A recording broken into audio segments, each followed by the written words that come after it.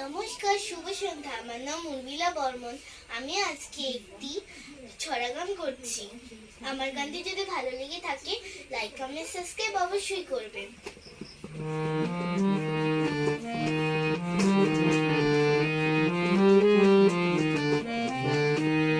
লাল ঝুটি কাকাতুয়া ধরেছে যে বাইনা, চাই তার লাল ফিতে চিরনি আড়াই না।